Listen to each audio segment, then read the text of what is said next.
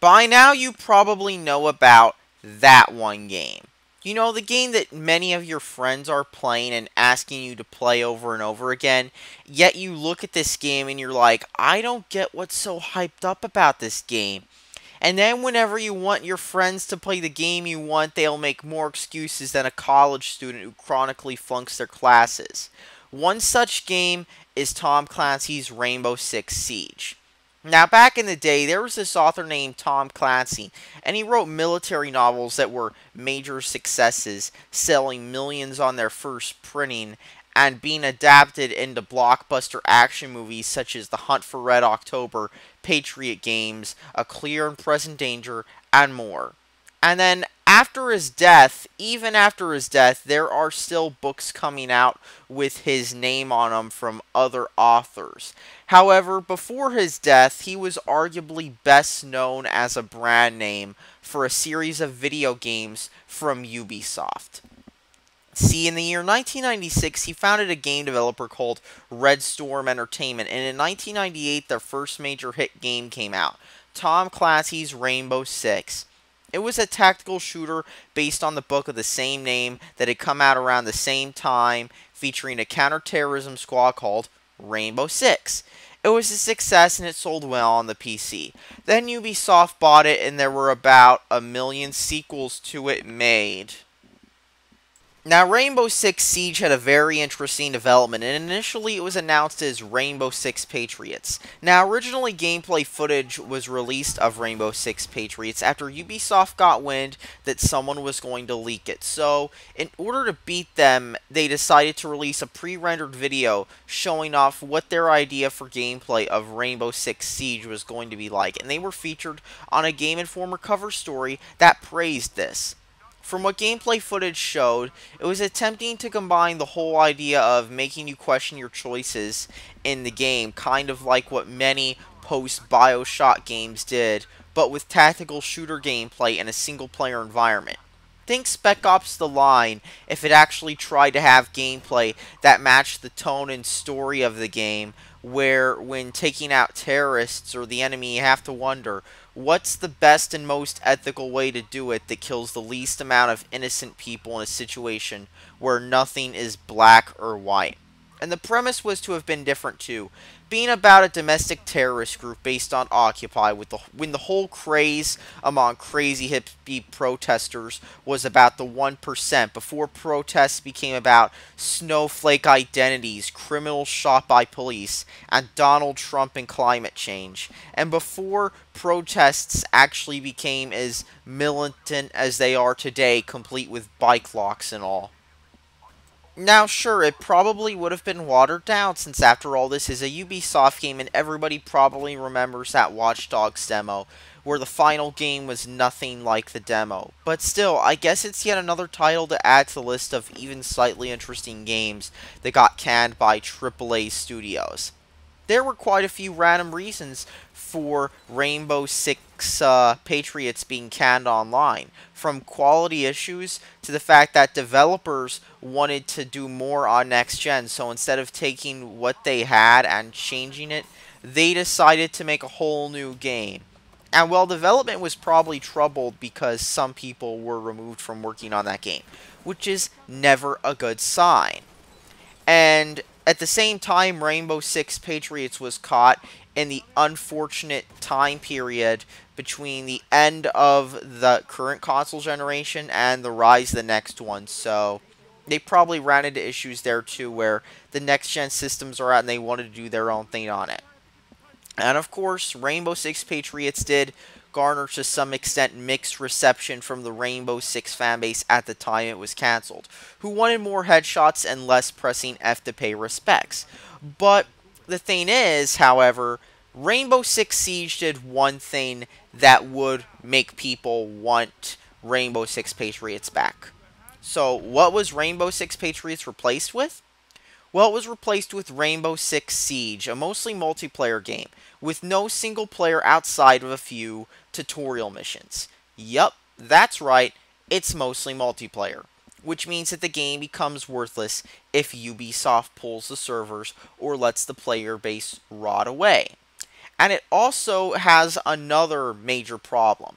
You see, if the multiplayer is bad and you keep going online and you keep ending up with a camper infested game, well, usually there's a single player. Usually that would be your fallback in, especially in newer games, it was like that. And there were plenty of games where the multiplayer was just tacked onto a single player game last gen. So, yeah. Anyhow, let's get to talking about what Rainbow Six Siege is. So, what is Rainbow Six Siege anyways? Well, let's talk about the game itself. When you start the game, you get a dumb cinematic that feels like a trailer. Who the fuck cares? Just skip it. Then you see a message that says, yes, we know our game is buggy, we're working on it. Yeah, real assuring. So Rainbow Six Siege breaks one of the first rules of making a multiplayer game. You have to make it so you can pick up and play the game. Oh no, in Rainbow Six Siege, you can't just put the disc in and get headshots. Oh no, you have to play the Force tutorial single-player missions to earn in-game currency to unlock operators. Now, who are operators? Well, they're like characters in free-to-play hero shooters or $60 ones. You have to unlock them to use them, and you have to unlock one before you can start playing online. You also start with 0 currency, so the game wants you to play it their way. You have to play the tutorial, and you have to unlock these operators. Imagine if in Call of Duty or Halo you couldn't play online unless you first played a tutorial. I mean, even Halo's single-player tutorial was short and to the point, with ODST even blending it into the gameplay with the light check being in your drop pod. And then you have this game which makes you do these tutorial missions before you can frag nerds online while guzzling game fuel. And what happens when you get killed during these tutorials? Whoops, you gotta waste all your time doing the mission all over again when you could have been online getting kills by now in Call of Duty.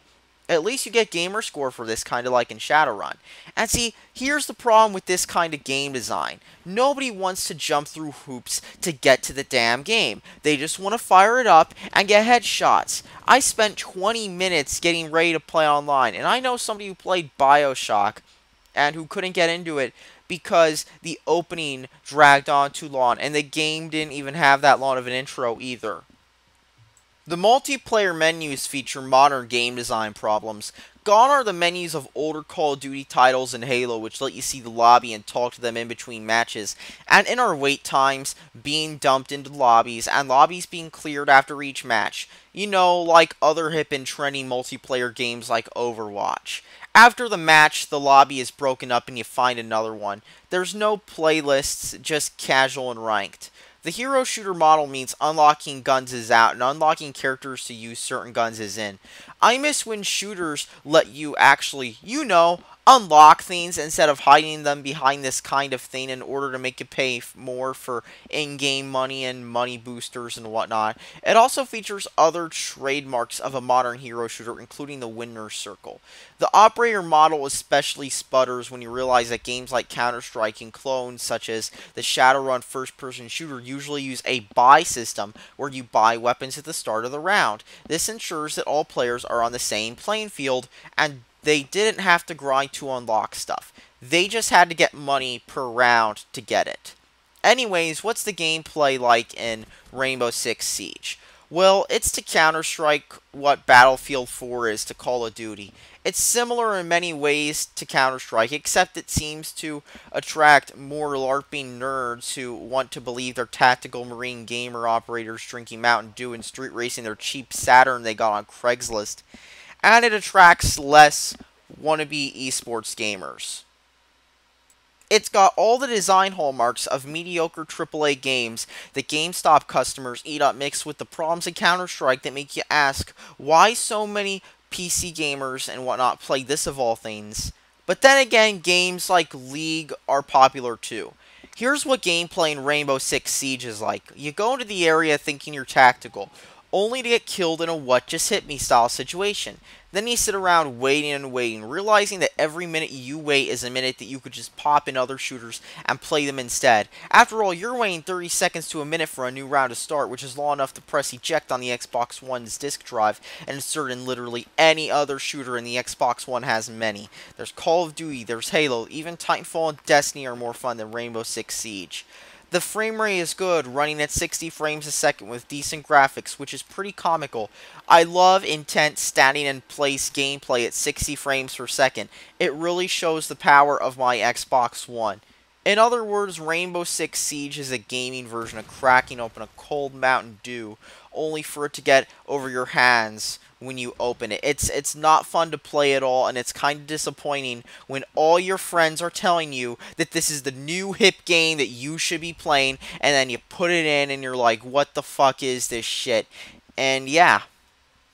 See, the thing with this game is it wouldn't have even been an issue had this game had a single player mode, and preferably one of more than 4 hours.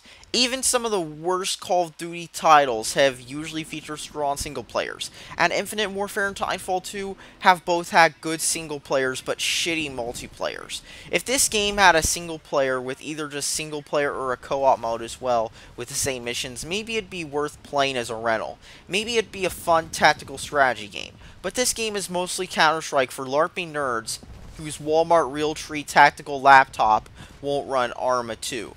Or Counter-Strike for console kids who didn't realize that CS goes on the console too.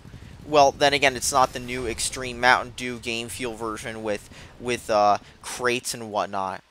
At best, Rainbow Six Siege is just another unspectacular game that all your friends are playing for some dumb reason. And at worst, it's like your grandma accidentally ordering at a restaurant and then eating spicy food, asking herself, how can anyone eat this? This is bad food. I mean, I don't get how anybody can live on spicy food.